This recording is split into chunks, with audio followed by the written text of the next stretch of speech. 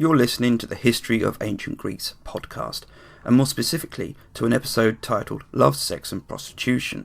And in the spirit of this, Ryan has kindly allowed me to flaunt my metaphorical wares.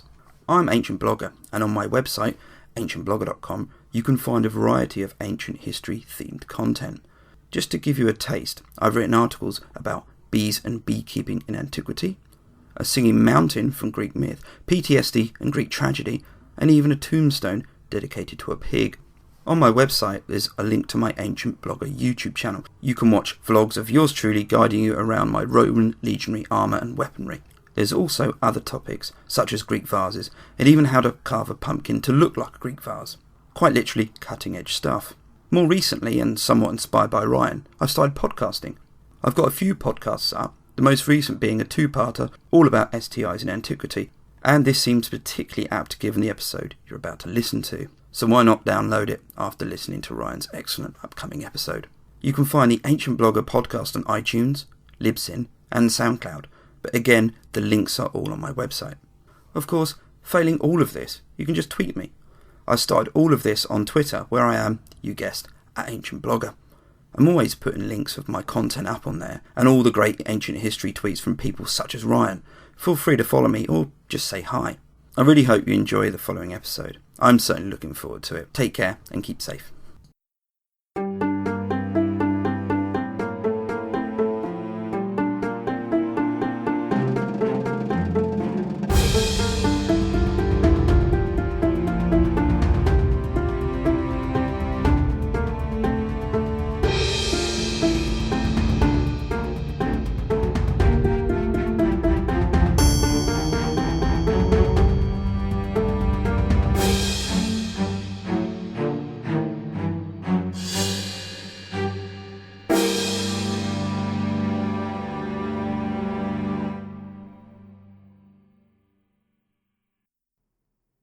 Hello, and welcome back to the History of Ancient Greece, Episode 71, Love, Sex and Prostitution.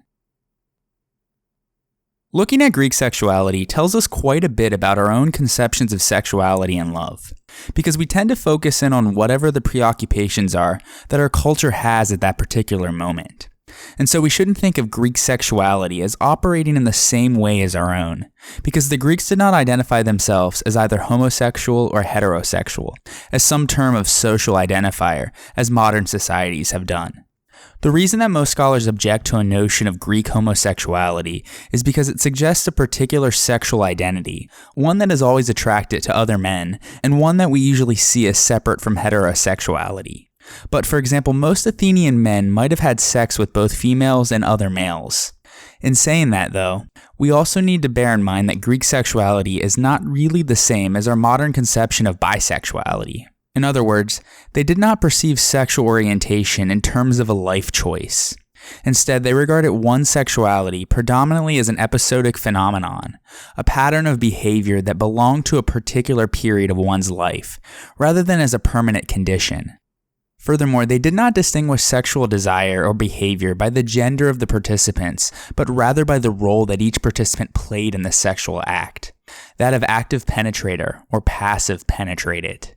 This active-passive polarization corresponded with dominant and submissive social roles, as the active penetrative role, or the one who made love, called aphrodisiazein, was associated with masculinity, higher social status, and adulthood, while the passive role, or the one who was made love to, called aphrodisiazasthai, was associated with femininity, lower social status, and youth. The most widespread and socially acceptable form of same-sex relationship was that between an adult man and an adolescent boy, known as pederastia, or pederasty, which literally means boy love, from the Greek words paidos, or boy, and eros, or love. The word boy here is misleading because it was very much a teenage boy, and so it's not quite the same as what we would typically consider as pedophilia, for example. The age limit for pederasty seems to encompass, at the minimum end, boys of 12 years of age. To love a boy below the age of 12 was considered inappropriate, but no evidence exists of any legal penalties attached to this sort of practice. Traditionally, a pederastic relationship could continue until the boy was able to grow a full beard, at which point he was considered a man. and so the age limit for the younger member of a pederastic relationship seems to have extended from 12 to about 17 years of age. In Athens, the older man was the active partner, called Erastus, or the lover, and he was to educate and be a role model for his passive partner, called Eromenos, or the beloved. What the active and passive roles for pederasty meant in terms of actual sexual activity is controversial in itself. The artistic representations give us a rather graphic idea, but it's not something that is actually discussed in the literature. But that may very well be because they didn't need to talk about something that was common knowledge or that everybody knew. Regardless, there was clearly a definitive role between the active, older and pursuing partner and the passive, younger and pursued partner. There was also an educational component, or a role of mentoring, in these relationships, representing some kind of transition into adulthood, because the role of the Eromenos was meant to be temporary. A number of Greek communities, including those in Boeotia and central Greece, Elis and Sparta in the Peloponnese, and the island of Crete, even made pederasty a rite of passage to adulthood. The ritualistic and initiatory origins of pederasty are not universally accepted by scholars, as the evidence isn't firm either way, but it seems to lie in the tribal past of Greece, before the rise of the city-state as a unit of political organization.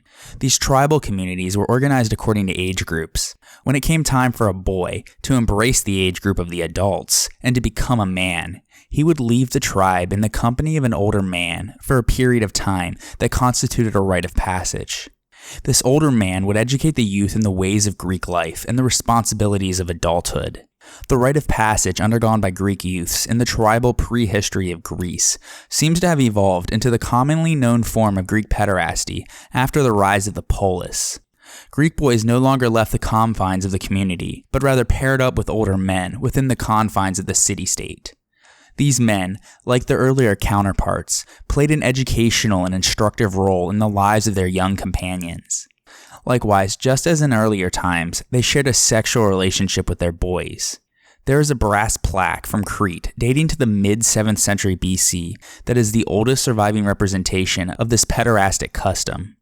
Such representations appear all over Greece in the following century, and literary sources show it as being an established custom in many cities by the classical period. The ancient Greeks, in the context of the pederastic city-states, were the first to describe, study, systematize, and establish pederasty as a social and educational institution. It was an important element in civic life, the military, philosophy, and the arts. Some Greek myths have been interpreted as reflecting the custom of pederasty, most notably the myth of Zeus kidnapping Ganymedes to make him his cupbearer on Mount Olympus. In fact, Theognis of Megara attributed the pleasure of pederasty to the myth of Zeus and Ganymedes. In totality, more than 50 examples of young men becoming lovers of the gods can be seen in the corpus of Greek myth, which includes all of the Olympian gods, except for Ares, plus Orpheus, Heracles, Dionysus, and Pan. Likewise, Cretan pederasty as a formal social institution seems to have been grounded in initiation, which involved ritual abductions. Once a man, called the philetor, or lover, selected a youth, he had to get the blessing of the boy's father, who naturally had to approve him as worthy of the honor. He then enlisted the chosen one's friends to help him, and they carried the youth to his andrion, a sort of men's club or meeting hall. The youth received gifts, and the philetor, along with the friends, went away with him for 2 months into the countryside, where they hunted and feasted. At the end of this time, the philetor presented the youth with 3 contractually required gifts: military attire, an oxen, and a drinking cup. Other costly gifts soon followed. Upon their return to the city, the youth sacrificed the oxen to Zeus, and his friends joined him at the feast. He received special clothing that in adult life marked him as a kleinos, or famous and renowned. The initiate was called a peristhates, or he who stands beside, perhaps because, like Ganymedes, the cupbearer of Zeus, he stood at the side of the philetor during meals in the andrion, and served him from the cup that had been ceremonially presented. In this interpretation, the formal custom reflects myth and ritual. In contrast, an elaborate social code, rather than a religious or ritual pattern, governed the mechanics of the ideal Athenian pederastic relationship. It was the duty of the adult man to court the boy who struck his fancy. This is important because although Greek boys typically entered into a pederastic relationship around the same time that Greek girls were married, the boys had to be courted and were free to choose their mate, while marriages for girls were arranged and they had no say in the matter. Part of the courtship involved the Erastus giving gifts to the Eromenos, and many Attic vase paintings illustrate this. And it was viewed as socially appropriate for the younger man to withhold for a while before capitulating to his mentor's desires.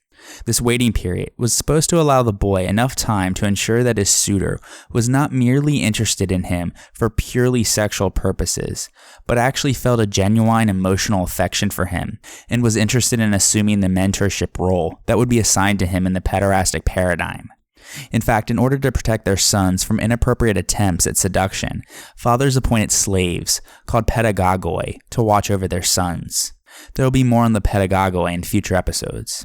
But on the other hand, though, according to the orator Aeschines, Athenian fathers would pray that their sons would be handsome in order to attract the attention of men and be the objects of fights because of erotic passions. This was because these connections were advantageous for a youth and his family, as the relationship with an influential older man resulted in an expanded social network. And so some scholars consider that it was desirable for one in his younger years to have had many admirers or mentors, if not necessarily lovers per se. Typically after their sexual relationship had ended and the young man had married, the older man and his protege would remain on close terms throughout their life. Given the importance in Greek society of cultivating the masculinity of the adult male and the perceived effeminizing effect of being the passive partner, relationships between adult men of comparable social status were considered highly problematic, and thus these type of relationships usually had some sort of social stigma attached. This stigma, however, was reserved for only the passive partner in the relationship, who was considered to have lowered himself in status. According to contemporary opinion, Greek males who engaged in passive anal sex after reaching the age of manhood, at which point they were expected to take the reverse role in pederastic relationships and become the active and dominant partner, thereby were feminized or made a woman of themselves. There's evidence in the comedic plays of Aristophanes that derides these passive men and gives a glimpse of the type of biting social vitriol and shame heaped upon them by their peers. It is unclear how such relations between two women were regarded, but examples of same-sex female relationships do seem to exist as far back as the time of Sappho, as we mentioned in episode 19, though it's not clear if they were age asymmetric or between adults. Plato's Symposium, though, does mention women who, quote, do not care for men, but have female attachments, end quote. In general, however, the historical record of love and sexual relations between women is sparse. The main literary sources for Greek sexuality are lyric poetry, Athenian comedy, some works of Plato and Xenophon, and courtroom speeches from Athens. There are also hundreds of vase paintings from the 6th and 5th centuries BC that depict scenes of sexual activities. In regards to pederasty in particular, they typically are featured on black figure vases and show 3 prevalent scenes.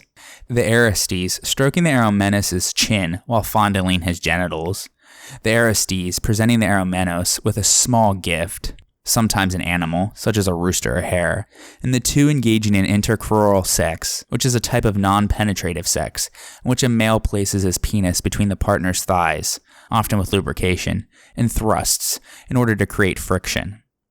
The ancient Greek term for this practice was diamizine, which literally meant to do something between the thighs. This apparently was a common outlet for pederasty because anal penetration was seen as dishonorable and shameful to the one penetrated, because it gave the appearance of being turned into a woman, and because it was feared that it may distract the Eromenos from playing the active, penetrative role later in life. Anal sex may be depicted, but far more rarely. The evidence is not explicit and is open to interpretation. It is also not clear to what extent the depictions in art relate to real-life practices, especially in terms of the frequency of different types of sexual relations. Oral sex is likewise not depicted at all. In fact, anal or oral penetration seems to have been reserved only for prostitutes or slaves.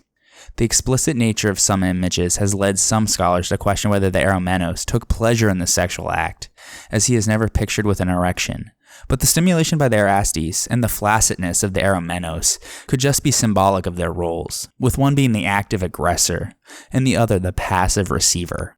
Chronological study of the vase paintings also reveals a changing aesthetic in the depiction of the eromenos.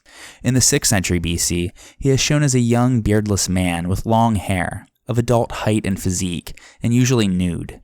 As the 5th century BC begins, he has become smaller and slighter, barely pubescent, and often draped as a girl would be. Some vase paintings show a man seated with an erection and his sexual partner either approaching or climbing onto his lap. The composition of these scenes is the same as that for depictions of women mounting men who are seated and aroused for intercourse.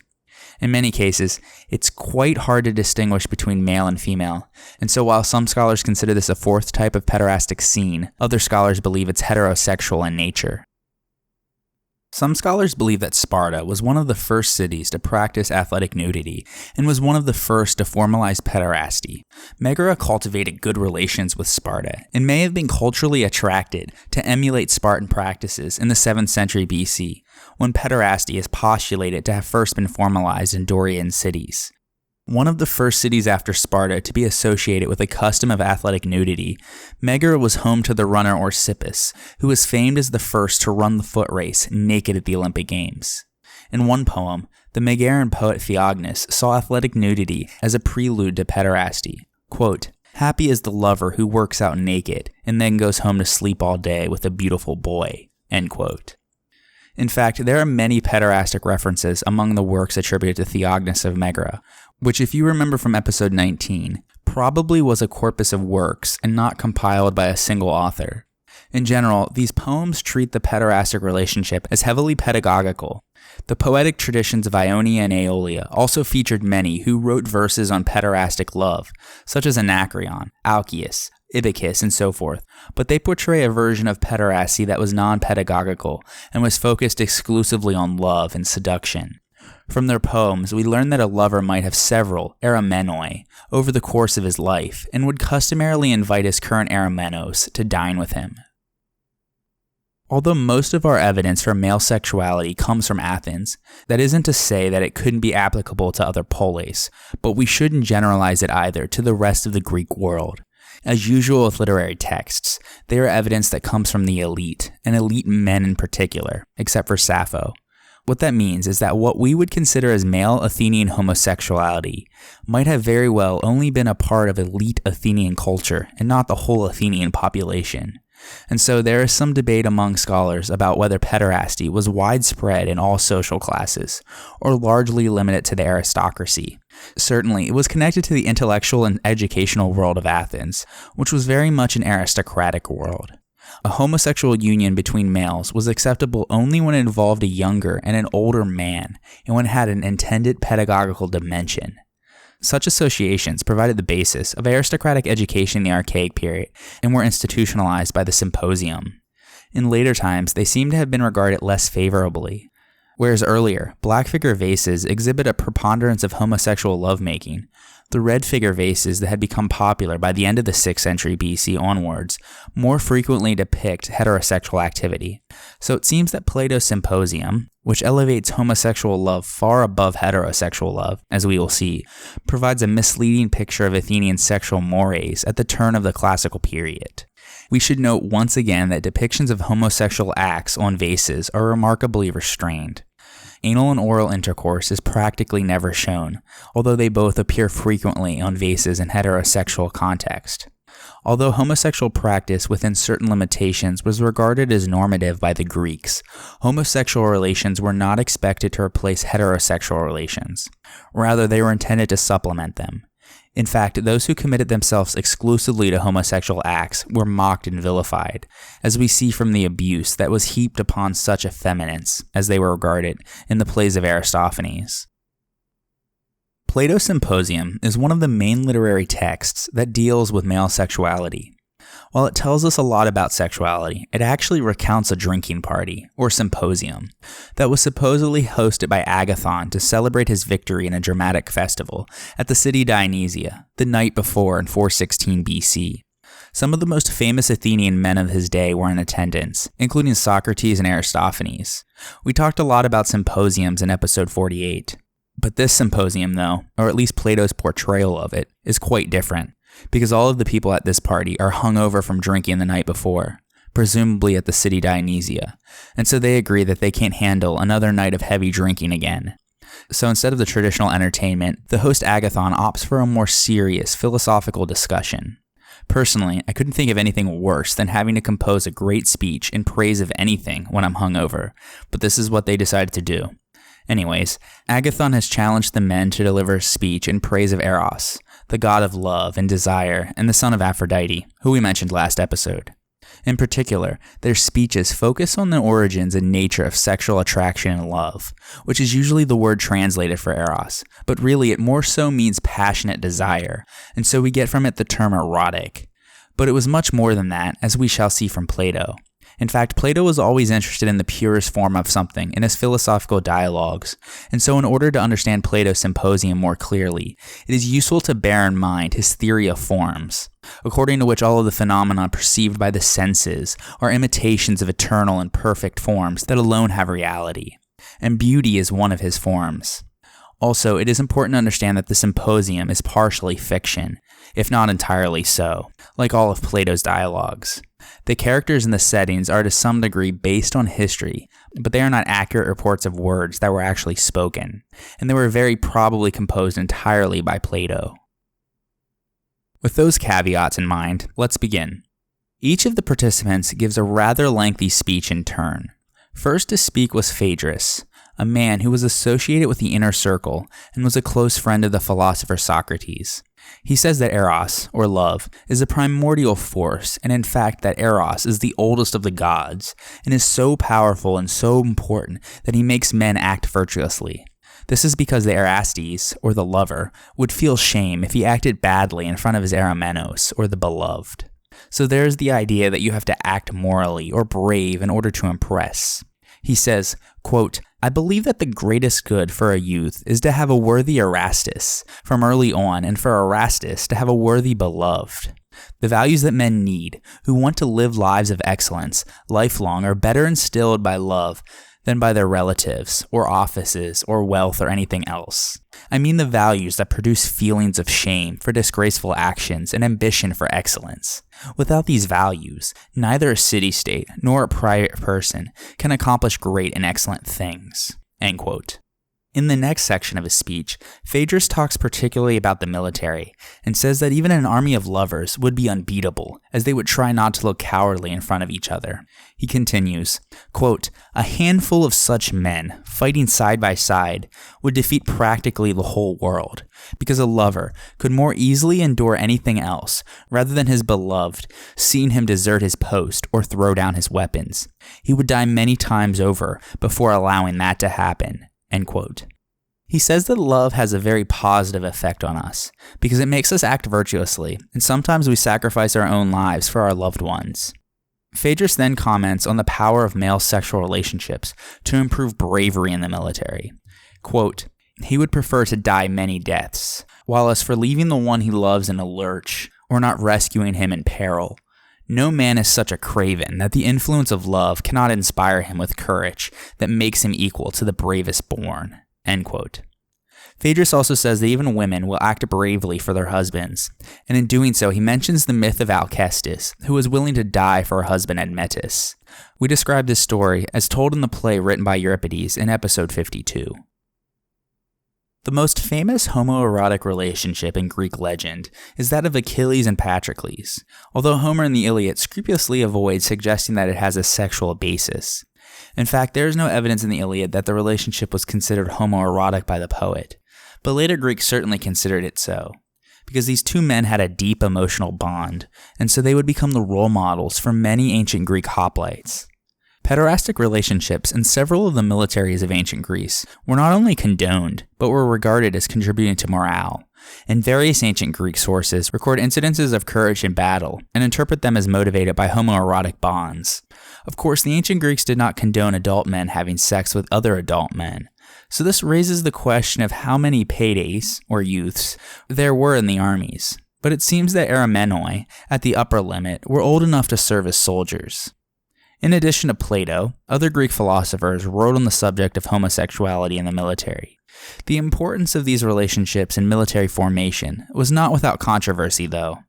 Xenophon in his Symposium, for example, took a quite different approach from Phaedrus' speech. While not criticizing the relationships themselves, he ridiculed militaries that made them the sole basis of unit formation. Quote, "They sleep with their loved ones, yet station them next to themselves in battle. With them it's a custom, with us it's a disgrace. Placing your loved one next to you seems to be a sign of distrust. The Spartans make their loved ones such models of perfection that even if stationed with foreigners, rather than with their lovers, they are ashamed to desert their companion." End quote. Although the Spartan tradition of military heroism has also been explained in light of strong emotional bonds resulting from homosexual relationships, according to Xenophon, the Spartans abhorred the thought of using their relationships as the basis of unit formation because it placed too much significance on sexuality rather than military talent. They believed that to do so meant giving in to the demands of the body, and that this type of lustful behavior was shameful because it was entirely based on physical beauty and not an attachment to the soul. Nonetheless, city-states that employed the practice in determining military formation enjoyed some success. The primary historical example of this can be seen in the Sacred Band of Thebes, a unit said to have been formed entirely of same-sex couples. They will play a prominent role in the 4th century BC, and so we will talk about them more in future episodes.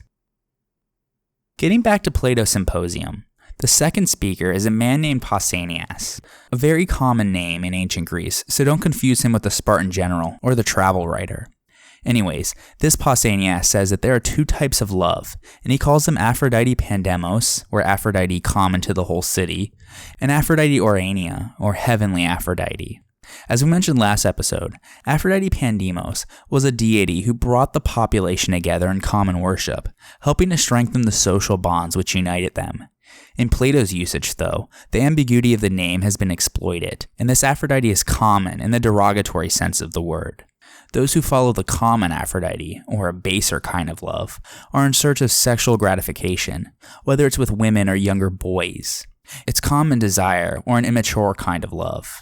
He contrasts the base lover with the more noble lover, or someone who follows the heavenly Aphrodite in the form of Pederasty, who loves boys old enough for intellectual engagement.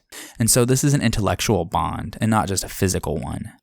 Basically, Pausanias is implying here that love for a woman is not considered to be very high in his hierarchy, as it's considered a baser kind of love, because they are not capable of intellectual engagement. There is also a political dimension in Pausanias' speech, because he then analyzes the attitudes of different city-states relative to homosexuality. He says that pederastic love was favorable to democracy and feared by tyrants, because the bond between the Erastes and the Arimenos was stronger than that of obedience to a despotic ruler. He gives his examples of such pederastic couples, the Athenians Harmodius and Aristogeiton, who were credited, perhaps symbolically, with the overthrow of the tyrant Hippias and the establishment of the democracy. By contrast, Persia is against pederasty because it is ruled by a tyrant, and thus it opposes the forms of love which engenders loyalty and friendship, so that they don't rebel against the ruler at the top.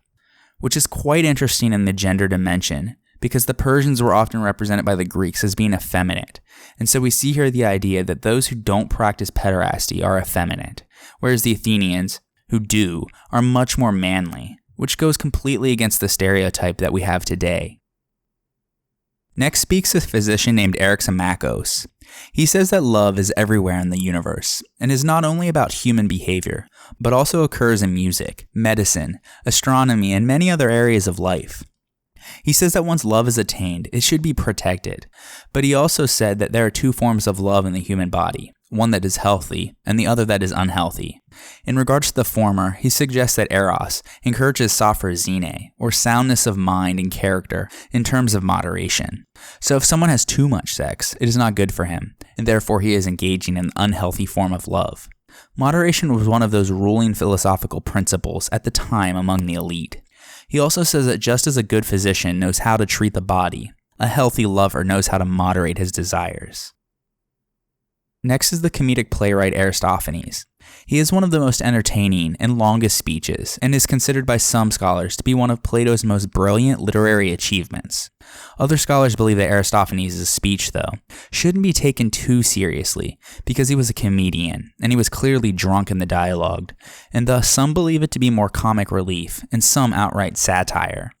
Because he was, after all, responsible for producing some very surreal plays.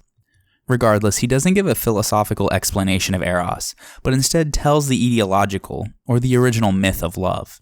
His speech is an explanation of why people in love say they feel whole when they have found their love partner. He begins by explaining that people must understand human nature before they can interpret the origins of love and how it affects their own times. Aristophanes says that the original humans had 3 genders.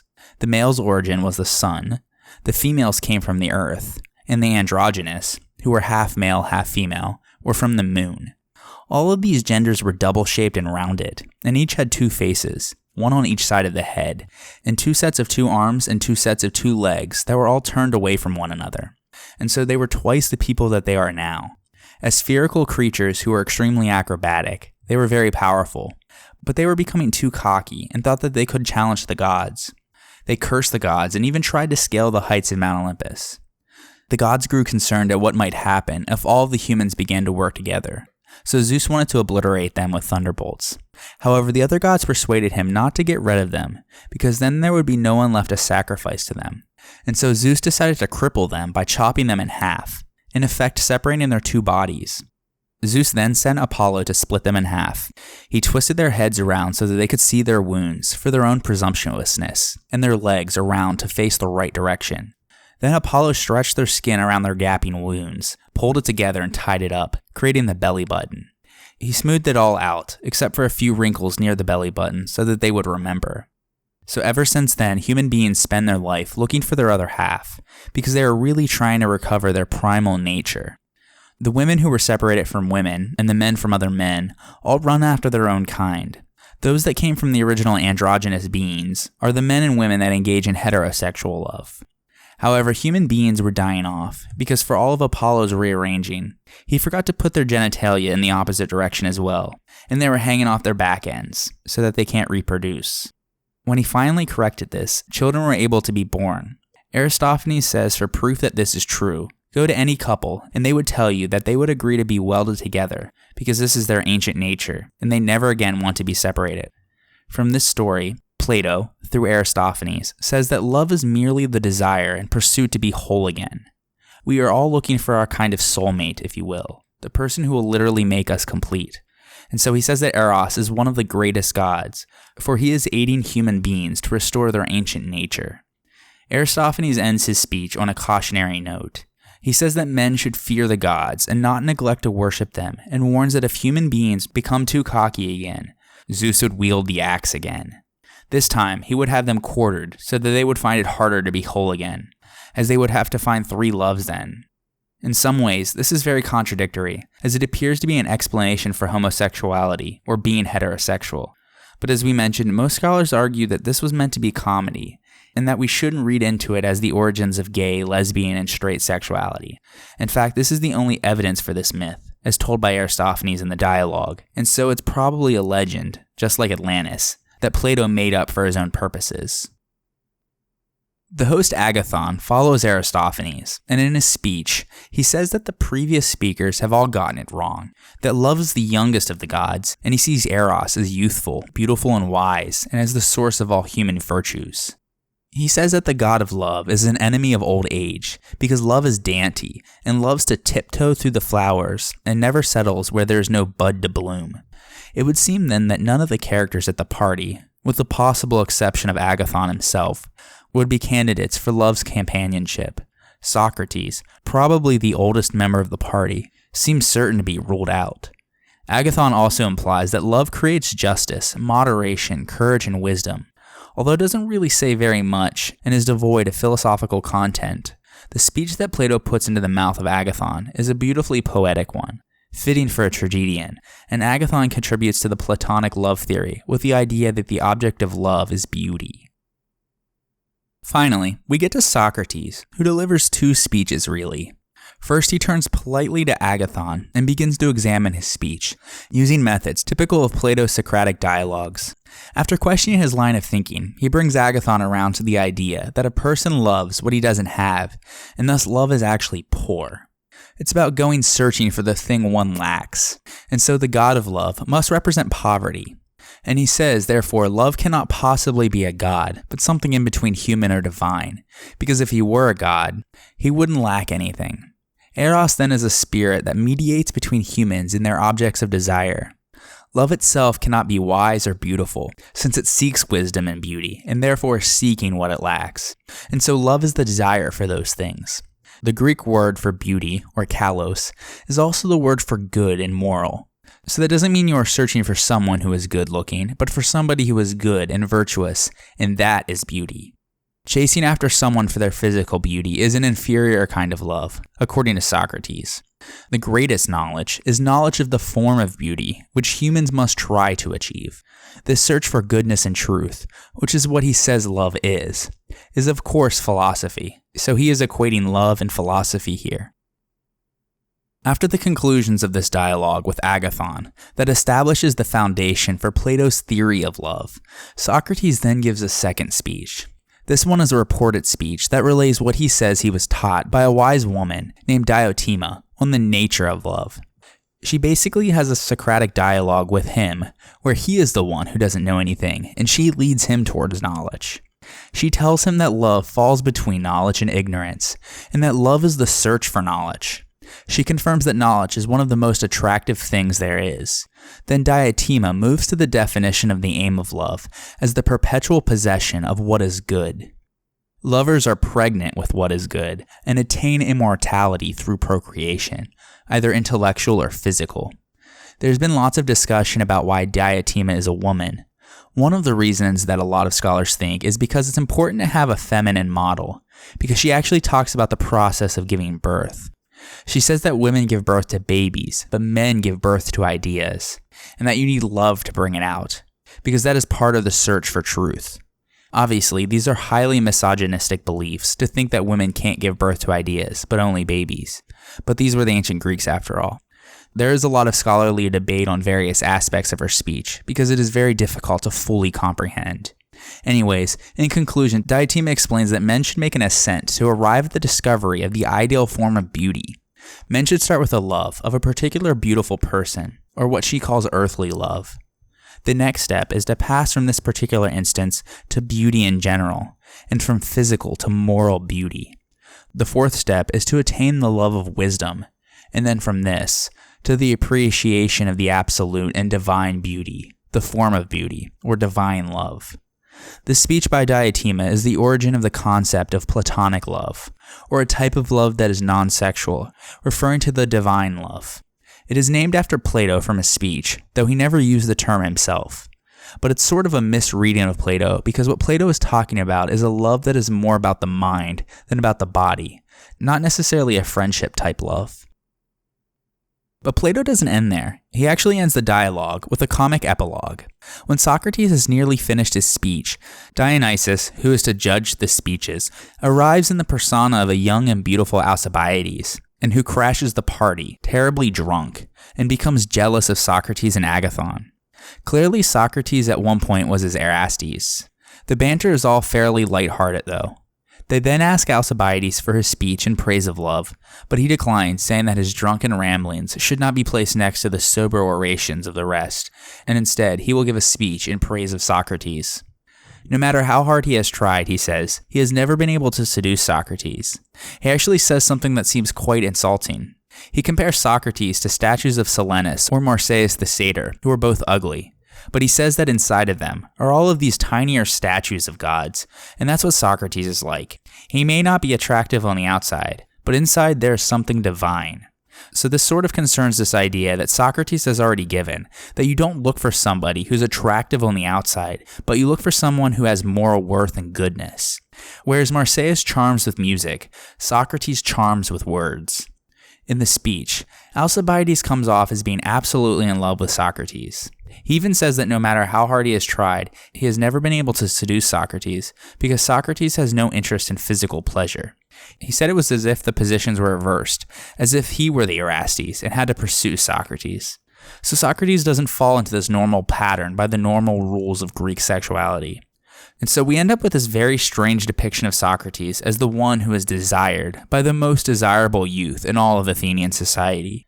We get multiple views in this dialogue about sexuality, and most of the speeches praise various versions of the pederastic model.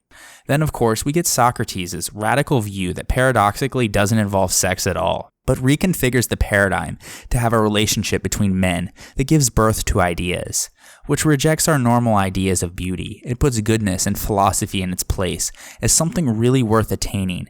And this is what Plato says love is aiming for, and is what we should all aim for in our relationships. And now, let us take a short break for a word from our sponsors. The History of Ancient Greece is sponsored by the CLNS Media Network, and today's episode is brought to you by Masterclass. Imagine learning cooking from Gordon Ramsay, photography from Annie Leibovitz, or basketball from Steph Curry. Well, now you can, with Masterclass. Masterclass produces online classes taught by the best in the world. Each class is shot with cinematic production quality and offers on-demand lessons loaded with exclusive content you'll find only on Masterclass. Choose from classes taught by over 30 masters, including cooking techniques from Chef Thomas Keller, screenwriting from Aaron Sorkin, filmmaking from Martin Scorsese, and much, much more. Whether you are pursuing your passion, developing your career, or just looking to learn something new, Masterclass gives you access to the best at their craft so that you can master yours. Interested in more than one class? Check out the All Access Pass. With the new All Access Pass, you can unlock every class from over 30 masters, all for the price of 2. The History of Ancient Greece listeners can get the All Access Pass at masterclass.com/HOAG. Learn from the best in the world at masterclass.com/HOAG. That's masterclass.com/HOAG. And now, let us turn our attention back to the ancient Greeks. And so moving away from love, let's turn our attention to the more carnal, sexual desires that the philosophers would have disapproved of. First and foremost, the function of marital sex was procreation. So important was procreation that in Sparta it was acceptable for a husband to lend out his wife to another man for the purpose of impregnating her, as we discussed in episode 23. In other states, though, given the extreme emphasis that was placed both on virginity and on women's fidelity, it would have required much ingenuity and more than a little luck to conduct a sexual liaison with a well-bred woman. Perhaps for this reason, the image of a Don Juan type is alien to Greek culture, other than Zeus, of course. The exception to this rule is Alcibiades, who was much admired by both men and women, and who boasted that he had bedded and impregnated a Spartan queen. At the same time, there was open acknowledgement of the fact that male sexuality could not be contained by marriage. Xenophon in his Memorabilia writes, quote, "Certainly, you don't think men beget children out of sexual desire. The streets and the brothels are swarming with ways to take care of that." End quote. Both married and unmarried men were therefore free to engage in sexual intercourse with prostitutes or slaves. The famous myth of Pandora, told by Hesiod, defines women as a beautiful evil which men cannot resist, evidently because of their sexual appetite and vulnerability to female charms. These characteristics are made comic sport in Aristophanes' Lysistrata, which presupposes that an international sex strike by women, or more accurately by wives, will bring about peace by reducing all of the combatants to another kind of impotence. The popular notion that men were slaves to their sexual appetites was balanced by the medical belief that women needed to have sexual intercourse for their physical and mental well-being. Although there were no doubt many husbands who were faithful to their wives, the fact remains that it was not only socially acceptable, but even assumed, that they would have had sexual relations with a variety of partners, including prostitutes, slaves, and other males in pederastic relationships. What was not acceptable was having sexual relations with another man's wife. In fact, the penalty for adultery was much more severe than for rape. That is because rape was regarded as merely an act of violence, whereas adultery involved the transfer of a woman's affections, and in doing so made it difficult to determine whether her offspring was legitimate. Whereas rapists were only required to pay recompense to the husband, convicted adulterers could face the death penalty. If an Athenian husband discovered his wife in bed with her lover, he was permitted to take the lover's life with impunity on the spot. And the husband of an adulterous woman was required by law to divorce his wife. If he failed to do so, he could be deprived of his citizenship. Adulterous women were not permitted to attend religious rites conducted by the citizen body, and if they disobeyed, the public was free to do to them any form of violence short of killing them. We will talk about adultery more in a future episode, but Athenian society's tolerance of the male sexual drive came at a heavy price, one that was paid by the other half of the population, who did not enjoy such privileges themselves and who were evidently expected to turn the proverbial blind eye. One wonders how much Odysseus said about his sexual escapades to his wife Penelope when he returned home after his 20-year absence, if indeed he felt obligated to say anything at all. It is a deep irony running through the Odyssey that Penelope is required to remain unwaveringly faithful to her husband when being persistently bullied into doing otherwise, whereas Odysseus' return is delayed some 8 years by his cohabiting with the nymph Calypso and the witch Circe. Male sexuality was important in Greek culture in other ways as well. The Greeks were remarkably unabashed about the depiction of male genitals in art. Statues of naked youths in the guise of Apollo served as funerary markers. Herms, stone pillars with carved heads and phalluses, marked the boundaries of properties. Giant phalluses were borne aloft by Athenian virgins in Dionysiac processions. In the performance of comic plays, actors wore oversized phalluses made out of padding to draw attention to their sexual organs.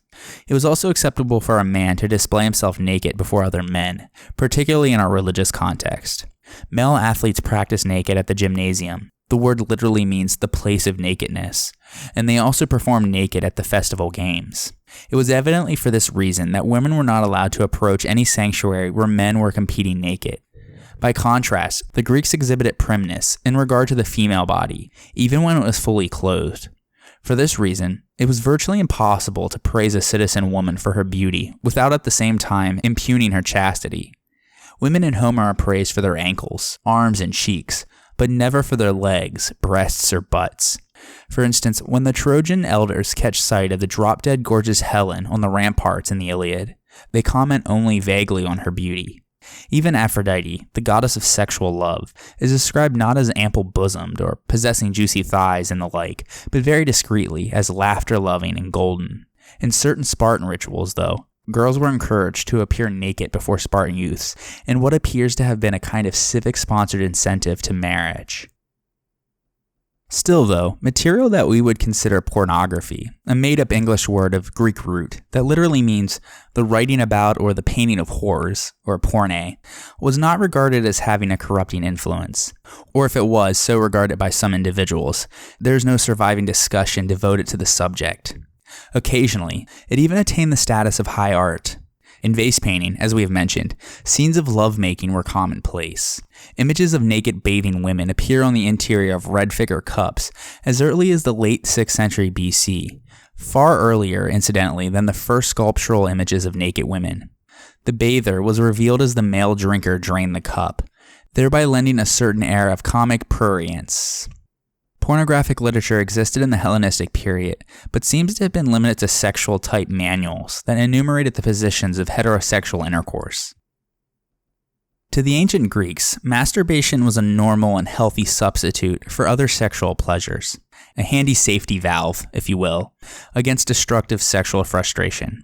This may explain why there are so few references to it in the literature, because it was such a common practice that it did not merit much attention. Nevertheless, it may well have been deemed, publicly at least, to be the necessity of slaves, lunatics, and other people considered to be lower down in the social pecking order. Elite opinion would have regarded it, literally, as a waste of time and semen, since it was one of the prime cultural responsibilities of the Greek male to further the family line and extend the oikos. One term for masturbation in ancient Greece was anaphlio, a verb that comedic playwright Aristophanes despairingly used to describe the Spartans as wankers in his comedy Lysistrata. The decidedly odd 4th century BC Greek philosopher Diogenes the Cynic routinely masturbated in public and defended his actions by saying, quote, "If only it were as easy to banish hunger by rubbing my belly," end quote. Interestingly, Diogenes attracted censorship not just for masturbating in public, but also for eating in the agora, indicating perhaps that masturbating in a public place was regarded as no more serious a crime than eating in a public place. Another type of public sexual act can be seen in prostitution. Women's work was not generally valued by Athenian males, and as a consequence, the only form of female employment about which we have any detailed information is prostitution, because it was so common throughout ancient Greece. In the larger cities, and particularly the many ports, it employed a significant number of people and represented a notable part of economic activity. Prostitution involved both sexes, though in different capacities. The majority of prostitutes were women, of all ages, though young men were also known. Both genders were for predominantly male clientele, though as we will see, there were some exceptions. But first, let's discuss what we know about female prostitution, and then we will talk about the men. The female prostitutes of ancient Greece fell into three categories. The pornai were found at the bottom end of the scale. Their name comes from the verb pernemi, which means to sell, as they were the property of pimps, or pornobaskos, who received a portion of their earnings. This owner could be a citizen, as this activity was considered to be a source of income, just like any other, or the owner could also be a male or female medic. In the classical period, pornae were typically foreign slaves and were usually employed in brothels located in red light districts of the period, such as the port of Piraeus or the Kerameikos, the potter's quarter. It was far from being illegal, or even clandestine though, as cities did not condemn brothels, but rather only instituted regulations on them and made them pay a special tax. For example, in Athens, the legendary lawmaker Solon is credited with being the first to institute state brothels with regulated prices. He was said to have purchased slave women and put them to work in brothels at prices which everyone could afford. He did this as a public measure to contain adultery. As quoted by Athenaeus, the Hellenistic poet Philemon praised him for this measure, saying, quote, Solon, seeing Athens full of young men, with both an instinctual compulsion and a habit of straying in an inappropriate direction, bought women and established them in various places, equipped and common to all. The women stand naked so that you are not deceived. Look at everything. Maybe you're not feeling well. You have some sort of pain. Why? The door is open. One obol, hop in. There is no coyness, no idle talk, nor does she snatch herself away, but straight away, as you wish, in whatever way you wish. End quote. Even if the historical accuracy of this anecdote can be doubted, it is clear that by attributing it to Solon, the classical Athenians considered prostitution to be a part of their democracy. As Philemon highlights, the Solonian brothels provided a service accessible to all, regardless of income. There are numerous allusions to the price of one obol for a cheap prostitute, no doubt only for basic acts. It is difficult to assess whether this was the actual price or proverbial amount, designating a good deal. Regardless, one obol is 1/6 of a drachma, the daily salary of a public servant during the classical period, and so regular trips to the brothel for the average Athenian were quite inexpensive. And since making love to one's wife was really only meant for child production, brothels provided men with a ready alternative. The range of what was on offer is described by the 4th century BC comedian Xenarchus in this fragment from his play, The Pentathlete. Quote, in our city, there are, after all, very good-looking young things in the whorehouses, whom one can readily see basking in the sun, their breasts uncovered, stripped for action, and drawn up in battle formation by columns, from among whom one can select whatever sort one likes, thin, fat, squat, tall, shriveled, young, old, middle-aged, full-ripened, without setting up a ladder and stealthily entering another man's house. For the girls themselves grab people and drag them in, naming those who are old men little father, those who are younger little bro, and each of them can be had without fear, affordable, by day, towards evening, in every way you like. End quote. Squandering one's money in the brothels was certainly not regarded as a respectable way of passing one's time, but it was not considered to be anything out of the ordinary if a young man paid an occasional visit to a prostitute, and once again the activity would have been within most men's financial means. The pornai, no doubt, lived a miserable existence, and as you might expect, they were often forced by their pornobaskos to make alterations to their physical appearance in order to make him or her more money. A 4th century BC fragment sums this up quite well. Quote, first of all, they care about making money and robbing their neighbors. Everything else was second priority. They string up traps for everyone. Once they start making money, they take in new prostitutes who are getting their first start in the profession. They remodel these girls immediately, and their manners and looks remain no longer the same. Suppose one of them is small, cork is sewn into her shoes. Tall? She wears thin slippers and goes around with her head pitched towards her shoulder. That reduces her height. No hips? She puts on a bustle, and the onlookers make comments about her nice bottom. They have false breasts for them like comedic actors. They set them on straight out and pull their dresses forwards as if with punting poles. Eyebrows too light? They paint them with lamp black. Too dark? She smears on white lead. Skin too white? She rubs on rogue. If a part of her body is pretty, she shows it bare. Nice teeth? Then she is forced to keep laughing, so present company can see the mouth she's so proud of. If she doesn't like laughing, she spends the day inside, like the meat at the butcher shop, when goats' heads are on sale. She keeps a thin slip of myrtle wood propped up between her lips, so that in time she will grin, whether she wants to or not." End quote. Independent prostitutes who worked the street were on a next level higher. Besides directly displaying their charms to potential clients, they had a public advertising option too, as sandals with marked soles have been found which left an imprint that stated "Akoluthai" or "Follow me" on the ground. They also used makeup, apparently quite outrageously. According to Theophrastus, respectable Athenian women did not open their doors when somebody knocked, but only slaves or prostitutes, the latter presumably to greet their customers. These prostitutes could either be medic women, who could not find other work and thus were forced into the trade by poverty, poor widows, or older porni, who had succeeded in buying back their freedom, which they often did on credit. Regardless of their status, some of them made a decent fortune plying their trade. In Athens, they had to be registered with the city and pay a tax. Their tariffs, though, are difficult to evaluate, as they varied significantly. Also, with no surviving records from the time, we can only rely on literary evidence for the pricing of sexual services and for their levels of income. It seems that the average charge for a prostitute in the 5th and 4th centuries BC ranged from 3 obols to a drachma. Expensive prostitutes could charge a stater, which was 4 drachmas, or even more, like Lace of Corinth did in her prime. In the 1st century BC, the Epicurean philosopher Philodemus of Gadara, cited in the Palatine Anthology, mentions a system of subscription of up to 5 drachma for a dozen visits. In the 2nd century AD, Lucian in his Dialogue of the Hetairai has the prostitute Anthelis consider 5 drachma per visit as a mediocre price. In the same text, a young virgin can demand a mina, which is 100 drachma, or even 2 minas, if the customer is less than appetizing. A young and pretty prostitute could charge a higher price than her in-decline colleagues, even if, as iconography on ceramics demonstrates, a specific market existed for older women.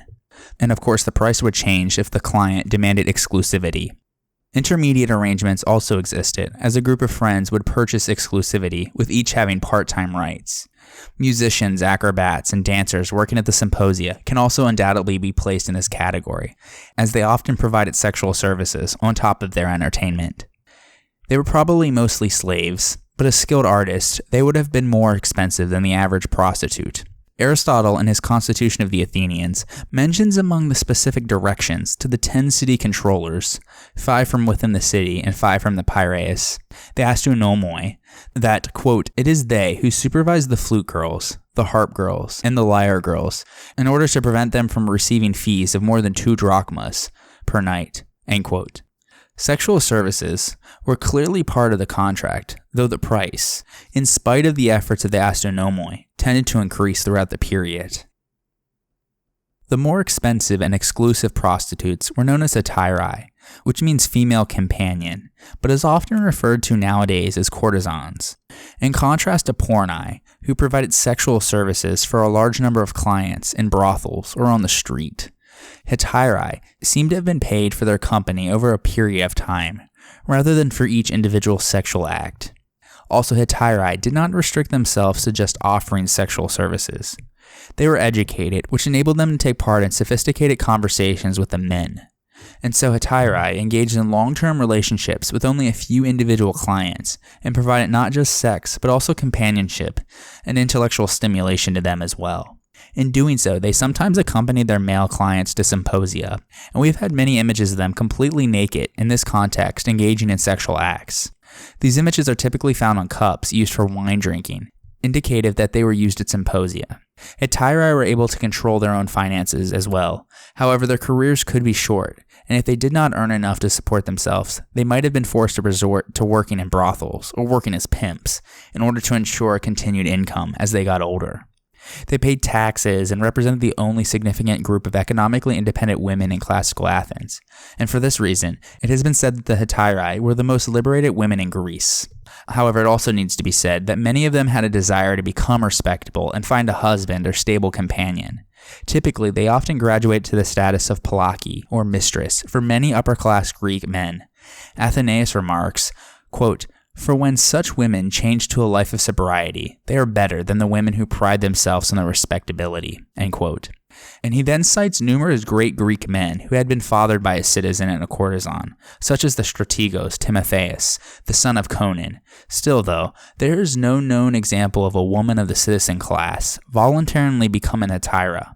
Sometimes, freeborn Athenian women of poorer families who could not get married, since their families couldn't provide a dowry, or find a male in order to be his mistress, had to resort to becoming hetairai, but this was very rare. Typically, though, hetairai were made up of medics and freed women, meaning they were former slaves. One of the earliest attested hetairai was Rhodopis in the early 6th century BC. If you remember from episode 15, Herodotus mentions that the prostitutes of Naucratis in Egypt were particularly alluring and especially endowed by Aphrodite, and relates the story of Rhodopis.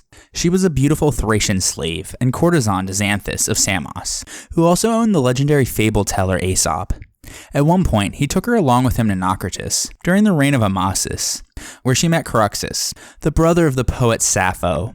Chryxus fell in love with her and purchased her freedom for what Herodotus describes as a vast sum. But she didn't love him, and he returned home to Mytilene broken-hearted. Sappho later wrote a poem denouncing and mocking her harshly, accusing Rhodopis of robbing Chryxus of his property. After obtaining her freedom, she set up a brothel, built up a thriving business, and amassed a small fortune. As a measure of thanks, she commissioned expensive votive offerings to Delphi, which Herodotus claims to have seen himself. Another tale about Rhodopis was related by Strabo in the 1st century BC. He writes that as Rhodopis was one day bathing at Naucratis, an eagle took up one of her sandals, flew away with it, and dropped it in the lap of the Egyptian pharaoh, while he was in the middle of administering justice at Memphis. Struck by this strange occurrence and the beauty of the sandal, he did not rest until he had found its fair owner, and as soon as he had discovered her, he made her his queen. This is essentially the earliest variant of the Cinderella story, except in this case, Cinderella was a former courtesan who ran a prostitution ring and had a small fortune. The same story is also later reported by the Roman orator Aelianus in the 3rd century AD. Aelianus' story closely resembles the story told by Strabo, but adds that the name of the pharaoh in question was Psammetichus. Regardless, it's evident that the story of Rhodopis remained popular throughout antiquity.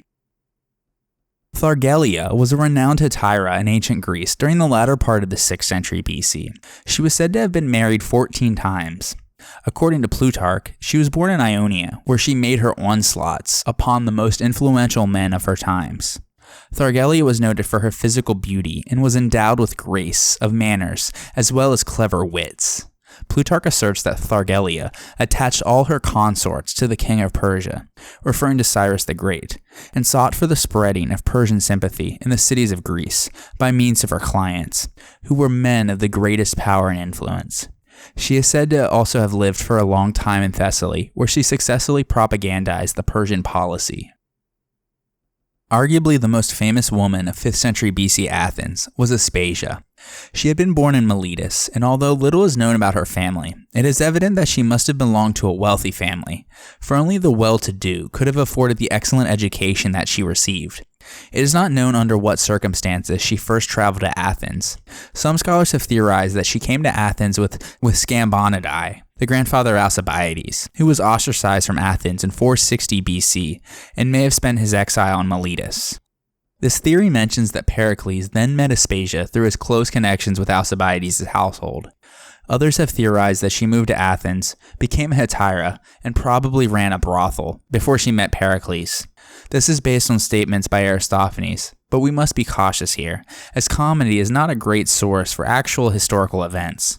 Regardless, since she was a foreigner, and possibly a hetairai, she was free of the legal restraints that traditionally confined married women to their homes, and therefore was allowed to participate in the public life of the city. She eventually became the mistress, or palaki, of Pericles, and was renowned for her intelligence, oratory skills, and political astuteness. Plutarch in his Life of Pericles writes, quote, "What great art or power this woman Aspasia had, that she managed, as she pleased, the foremost men of the state, and afforded the philosophers occasion to discuss her in exalted terms and at great length." End quote. Plutarch also says that she used to receive visits at her home from Socrates, accompanied by some of his pupils, in order to converse with her, and despite her immoral life, by the standards of Athenian women, other men used to take their wives along with them to listen to her speak. Some scholars have argued that Plato was so impressed by her intelligence and wit that he based the aforementioned character Diotima in his Symposium on her. Furthermore, according to Plato, Socrates, in what is admittedly a jesting frame of mind, claims that Aspasia taught him and other men, including Pericles, the art of rhetoric, and credits her with having been the true author of Pericles' famous funeral oration. Even if this was meant to be a joke, it's clear the reputation and smarts that she possessed. After divorcing his wife in the early 440s BC, Pericles lived with Aspasia until his death. He adored her, and it was said that he wouldn't leave home first without kissing her, and then again kissing her when he returned, which apparently was something unheard of at his time, as it created quite a stir. They even had 2 sons, and one was named Pericles the Younger. The degree of influence which she exercised over him is impossible to assess, but a number of Athenians seem to have regarded her role as an illegitimate intrusion into the male-dominated political system. She was the object of some vicious caricatures and comic plays, and her name has been found inscribed on a lead curse tablet. Don't worry, there will be much more on Aspasia in future episodes. Another famous hetairai was Freni. She was born at some point in the 370s BC in Thespia, but was expelled from the city not long after the Battle of Leuctra in 371 BC, when the Thebans razed Thespia and expelled its inhabitants. And so she ended up at Athens, where she plied her trade. Athenaeus provides many anecdotes about her life. He praises her beauty and writes that she often let down her hair and stepped naked into the sea. She was a lover of the famous sculptor Praxiteles, and was said to be the model for his famous work called the Aphrodite of Cnidus, which was the first nude statue of a woman from ancient Greece. The best known event in Phryne's life, though, is her legal trial. Athenaeus writes that she was prosecuted for a capital charge and defended by the orator Hyperides, who was also one of her lovers. Athenaeus does not specify the nature of the charge, but Plutarch writes that she was accused of impiety. When it seemed as if the verdict would be unfavorable, Hyperides removed Phryne's robe and bared her breasts before the jury. Her beauty instilled them with a superstitious fear, because as Athenaeus puts it, they could not bring themselves to condemn a prophetess and priestess of Aphrodite to death. Athenaeus also provides a different ending, saying that she clasped the hand of each juror and pleaded for her life with tears and without disrobing. As you might expect, scholars can't agree on which one was the authentic ending. Regardless, she was acquitted. Praxiteles also made another statue using the likeness of Phryne. Pausanias says this one was made of solid bronze and was consecrated at Delphi. Athenaeus alleges that Phryne was so rich that she offered to fund the rebuilding of the walls of Thebes after it had been destroyed by Alexander the Great in 336 BC, on the condition that the words, "destroyed by Alexander, restored by Phryne the courtesan," be inscribed upon them. Another famous hetairai of the 4th century BC was Neaira. Her career is described in a much celebrated legal speech titled Against Neaira, which has been ascribed to Demosthenes, though this is questioned, and was delivered by Apollodorus. She was brought to trial in the late 340s BC, accused of marrying an Athenian citizen illegally and representing her children as Athenian citizens. The speech provides more detail than any other about prostitution in ancient Greece, and specifically about the life of an accomplished hetairai. She had been a slave prostitute in Corinth and became a favorite of a wealthy client, who bought her freedom and set her up as his mistress. When he was about to get married and had no more use for her, he offered to let her buy her freedom at 20 minae, granting her a discount on her original purchase price, on condition that she did not ply her trade in Corinth. She raised the money by having one last rendezvous with all of her old wealthy clients, and then came to Athens with the one who had contributed the most, a man named Phryne. He introduced her to fashionable society by taking her out to symposia. Women who appeared at these gatherings were not considered respectable, and Neaira's activities on these occasions were apparently more scandalous than most. According to her accusers, Phryne used to have sex with her in front of the other guests, and at one particularly wild party, she was sexually assaulted by a large number of men present, including some of the slaves, when she was drunk and asleep. Not surprisingly, Neaira left Phryne and went to Megara, where she met Stephanos. She followed him back to Athens, and she managed to raise 3 children with him before her past as a hetairai caught up to her. Phryne learned that Neaira was back in Athens, and so he attempted to take her back from Stephanos, who claimed that she was a free woman, and so he had no right. So Phryne took them to court. The arbitrators decided that Neaira was indeed a free woman, but she must split her time between the 2 men, without any input from her. So in a sense, she wasn't really a free woman.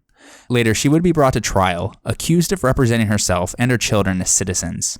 If she was convicted, the maximum penalty Naira faced was being sold into slavery and having her property sold. Since she was a woman, she would not have been permitted to speak at her trial, though she was probably present. We do not know the outcome of her trial, though, but scholars have commented on the weaknesses in Apollodorus' arguments in the speech. Regardless, an Athenian trial depended mostly on what the parties involved could persuade the jury to vote for, so we cannot say for certain that the lawsuit failed. Moving away from Attica, we also have information for Corinth, another port city famous for its prostitutes. Presumably prostitution there had the same structure as Athens, as we learned from Neaira, in the form of brothels, independent workers, and high-class hetairai, but they also had another unique aspect, in the form of prostitutes who were owned by the sanctuary of Aphrodite, as we discussed the last episode. In archaic and classical Sparta, Plutarch claims that there were no prostitutes due to the lack of precious metals and money and the strict moral regime introduced by Lycurgus. But as precious metals increasingly became available to Spartan citizens, following the Peloponnesian War, it became easier to access prostitutes, as men had something to pay them with. For example, in 397 BC, a prostitute at the Perioikic Laconian village of Aulon was accused of corrupting Spartan men who visited there. The spread of prostitution in Laconia wouldn't just stop there, though. By the Hellenistic period, there were reputedly sculptures within Sparta itself, dedicated by a hetairai called Catina, and a brothel named after Catina also seems to have existed in Sparta, near the Temple of Dionysus by Mount Taygetus. This all correlates with the major changes and breakdowns of traditional Spartan society that we will come across in future episodes. The social conditions of prostitutes are difficult to evaluate. As women, they were already marginalized in Greek society. It is likely that the Greek brothels were similar to those of Rome, described by numerous authors and preserved at Pompeii as dark, narrow, and foul-smelling places.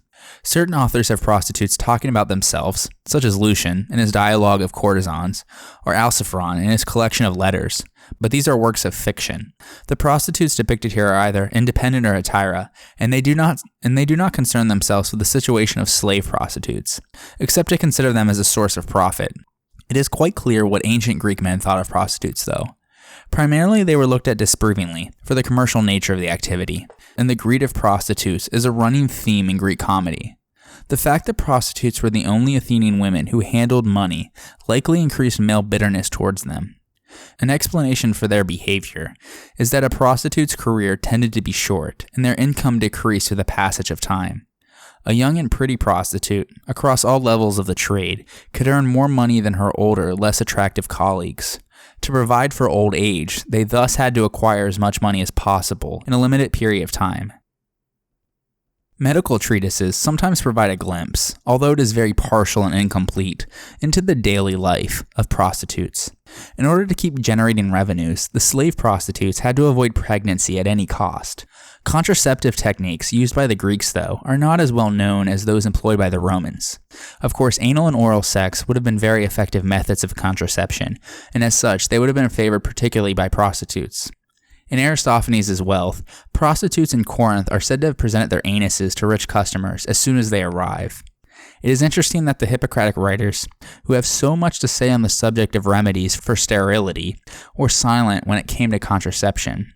Nevertheless, in a treatise attributed to Hippocrates titled Of the Seed, he describes in detail the case of a dancer who, as he put it, had the habit of going with the men, to whom he recommends that she jump up and down, touching her buttocks with her heels at each leap to dislodge the sperm and thus avoid risk of pregnancy.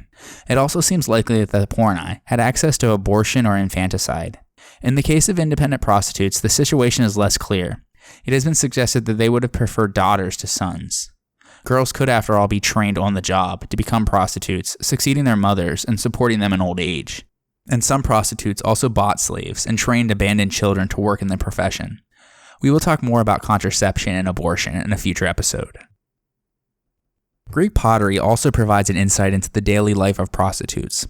The representation can generally be grouped into 4 categories: banquet scenes, sexual activities, toilet scenes, and scenes depicting maltreatment. In the toilet scenes, the prostitute frequently has a less than perfect body, with sagging breasts, rolls of flesh, and so forth. There's a kylix showing a prostitute urinating into a chamber pot. In the representation of sexual acts, the presence of a prostitute is often indicated by a purse, which underscores the financial nature of the relationship. The sexual positions most frequently shown were the leapfrog, in which the woman is frequently folded at the waist with her hands flat on the ground, and the so-called doggy style, or rear entry position. Doggy style was considered degrading for an adult, and it seems that the leapfrog position, as opposed to the missionary position, was considered by Greek men to be less gratifying for the woman. Finally, a number of vases represent scenes of abuse, where the prostitute is threatened with a stick or a sandal, and forced to perform acts considered by the Greeks to be degrading, such as fellatio, or oral sex, sodomy, or anal sex, and sex with 2 or more partners simultaneously. In the utopian worlds of the Greek writers, there was often no place for prostitutes. In Aristophanes' play The Assembly Women, the heroine Praxagora formally bans them from the ideal city. Quote, "Why undoubtedly? Furthermore, I propose abolishing the whores so that instead of them, we may have the first fruits of the young men. It is not great that tricked out slaves should rob freeborn women of their pleasures. Let the courtesans be free to sleep with the slaves." End quote. The prostitutes are obviously considered to be unfair competition. In a different genre, Plato in the Republic prescribed Corinthian prostitutes in the same way as Attican pastries, both being accused of introducing luxury and discord into the ideal city. Conversely, in New Comedy, prostitute characters became, after the fashion of slaves, the veritable stars of the comedies. This could be for several reasons. While Old Comedy concerned itself with political subjects, New Comedy dealt with private subjects in the daily life of Athenians. Also, social conventions forbade well-born women from being seen in public, and the plays depicted outside activities more often than not. The only women who would normally be seen out in the streets were logically the prostitutes. The intrigues of the New Comedy thus often involved prostitutes, and the plays of Menander are our most important surviving source. We will cover him in detail in a future episode. But in his plays, though, the courtesan oftentimes was the young girlfriend or love interest of a young male protagonist. In many cases, she was originally free and virtuous, but was reduced to prostitution after having been abandoned, captured by pirates, or so forth. There is also often a recognition scene with her real parents, after which she is freed and can marry the young man. In these plots, Menander created, contrary to the traditional image of the greedy prostitute, the concept of the whore with a golden heart, where this permits a happy conclusion to the play. As with its female counterpart, male prostitution in Greece was not an object of scandal. Brothels for slave boys existed openly, not only in the red light districts of Piraeus, the Kerameikos, or the Lykobetos, but throughout the city. Males were not exempt from the city tax on prostitutes either. Some of the male prostitutes were aimed at a female clientele. In fact, the existence of gigolos is confirmed in the classical period. In Aristophanes' Plutos, an old woman complains about having spent all of her money on a young lover who is now jilting her. The vast majority of male prostitutes, though, as with the female prostitutes, were for a male clientele, and as with female prostitutes, fees varied considerably. Athenaeus mentions a boy who offers his favors for 1 obol. Strawn of Sardis, a writer of epigrams in the 2nd century BC, recalls a transaction for 5 drachma. A letter of Pseudo-Aeschines estimates the earnings of a boy named Melanopos at 3,000 drachma, probably through the length of his career. Contrary to female prostitution, which covered all age groups, male prostitution was in essence restricted to adolescents. Pseudo-Lucian, in his dialogue called The Affairs of the Heart, expressly states, quote, "Thus her maidenhood, to middle age, before the time and the last wrinkles of old age finally spread over her face. A woman is a pleasant armful for a man to embrace, and even if the beauty of her prime is past, yet with wiser tongue, experience speaks more than can the young. But the very man who should make attempts on a boy of 20 seems to me to be unnaturally lustful and pursuing an equivocal love. For then the limbs, being large and manly, are hard. The chins that once were soft are rough and covered with bristles, and the well-developed thighs are as it were sullied with hairs." End quote. And so the period during which adolescents were judged as being properly desirable extended from puberty until the appearance of a beard, the hairlessness of youth being an object of marked taste amongst the Greeks. The most famous of these young male prostitutes is perhaps Phaedo of Elis. Reduced to slavery during the capture of a city, he was sent to work in a brothel in Athens until he was noticed by Socrates, who had his freedom bought. The young boy then became a follower of Socrates and was so much respected by his peers that Plato named a dialogue after him, the Phaedo, which relates the last hours of Socrates' life. The existence of male prostitution on a large scale might seem to indicate that pederasty was not restricted to a single social class. If some portions of society did not have the time or means to practice the interconnected aristocratic rituals, spectating at the gymnasium, courtship, gifting, and so forth, they could all satisfy their desires with boy prostitutes, if they so pleased. The boys also received the same legal protection from assault as their female counterparts. A reason for resorting to prostitutes was partially due to sexual taboo, as fellatio, or oral sex, was considered degrading by the Greeks. In consequence, in a pederastic relationship, the rastis, or adult lover, could not properly ask his future citizen Arimenos, or younger lover, to perform this act, and so he had to resort to prostitutes if he wanted this sort of sexual adventure. Naturally, there were cases of men keeping older boys for lovers, but they made sure to remove all of his hair. Although relationships with these sort of kept boys, called hetairai, wasn't considered socially shameful, being one of these boys was shameful, as it was generally the domain of slaves, or more generally, non-citizens. In Athens, for a citizen, being hetairai had significant political consequences, such as the atimia, or loss of public civil rights.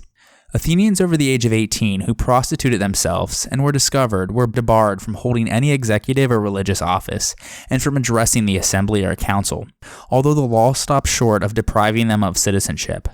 Conversely, prostituting an adolescent or offering him money for favors was strictly forbidden as it could lead to the youth's future loss of legal status. If a citizen boy under the age of 18 engaged in prostitution, his father or legal guardian was liable for prosecution. As further punishment for the father, the boy in question was also released from the obligation to support him in old age, as the law otherwise enjoined on sons. This is best demonstrated in a legal speech by Aspasia, called the Prosecution of Timarchus, during which the speaker accuses Timarchus of having been a prostitute in his youth. Aspasia also distinguishes between the prostitute and the kept boy. He adds that if Timarchus had been content to stay with his first protector, his conduct would have been less reprehensible. It was not only that Timarchus had left this man, who no longer had the funds to support him, but that he had collected protectors, proving, according to Aspasia, that he was not a kept boy, but a pepor or a vulgar whore. Consequently, Aspasia won his case, and Timarchus was stripped of many of his civil rights, one of these rights being the ability to file charges against someone. Aspasia acknowledges his own dalliances with beautiful boys, the erotic poems that he dedicated to these youths, and the scraps that he has gotten into as a result of his sexual affairs, but emphasizes that none of these were motivated by money. A financial motive for sexual relations thus was viewed as threatening a man's status as free. The Greek reasoning is explained by Aspasia, as he cites that the citizen who prostituted himself or caused himself to be so maintained is deprived of making public statements because, quote, he who has sold his own body for the pleasure of others would not hesitate to sell the interests of the community as a whole, end quote. According to the 2nd century BC historian Polybius, a prostitute is someone who abdicated their own dignity for the desires of other, quote, a common prostitute available to the most dissolute, presenting his behind to whoever wants it, end quote. On the next episode, now that we've discussed the various aspects of ancient Greek life in which Aphrodite, the goddess of seduction, had control over, let's shift our attention to the other side of the coin, that being Hera, the goddess who ruled over marriage and childbirth, the two aspects of ancient Greek life which so-called respectable women were supposed to be responsible for. So join me next time on the History of Ancient Greece, episode 72, The Wrathful Queen.